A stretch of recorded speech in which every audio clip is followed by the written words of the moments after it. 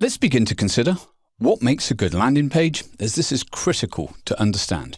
In so many cases, if you send traffic to a page and it doesn't convert, then you're almost certainly wasting money.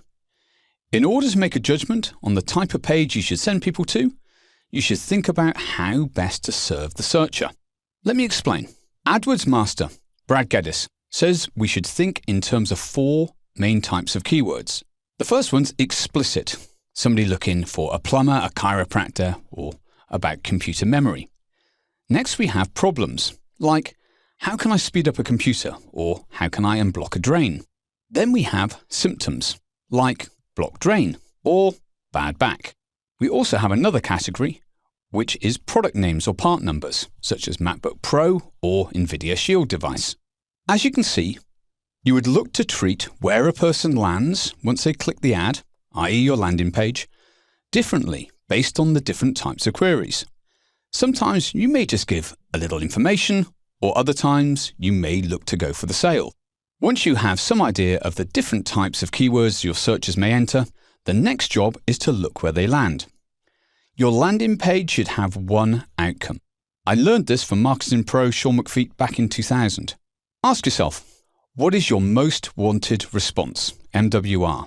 That is what you should look to optimize your pages for, and this is what you should be testing.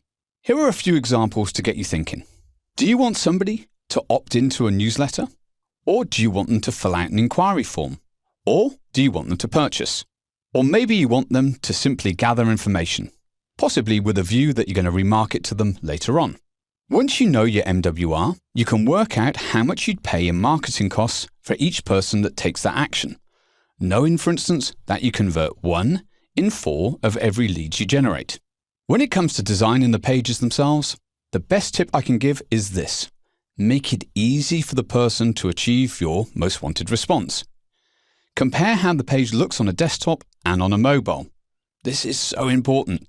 Is it still easy for people to achieve what you want? Once you have the basics together, you can look at running A/B split tests to the landing pages. Putting this simply, in my organizational psychology postgraduate degree, I learned that you should isolate the variables and run a test that was significant enough for you to fairly judge the results. In other words, this way you can find out which landing page worked best. So think of testing different color schemes, different purchase or opt-in buttons, different style of forms, with more images or maybe less, with more male or more female images, with headline A versus headline B. Now here's the thing, to do this scientifically, you should isolate the variables and only make one change and then test. In other words, you cannot know the granular detail of what is influencing people's behavior unless you test each component at a time. And it will depend on your MWR, your most wanted response. I've had pages conversion increase from 10% to 20% by simply changing the contact form style and location on the page. But know that 5% would usually be a good target to run with. And you should look at having enough visitors to properly test version A and version B. I would usually look at having around about 300, but it's okay if you end up with 100, but that definitely should be the minimum. Also know that you should be using the same ads to bring people to each of the pages. Otherwise, you're running a test on the ads and the landing pages at the same time. You can do this though, but you will have more data to interpret, not just the 2 pages you want to test and find out which page leads to the outcomes that you're seeking. Now you have the fundamentals for testing. Look at your own website and the pages people most commonly visit. You will find this data in Google Analytics. After you've been testing for long enough to have some traffic, think, are these pages doing their job? If not, what changes should you consider making?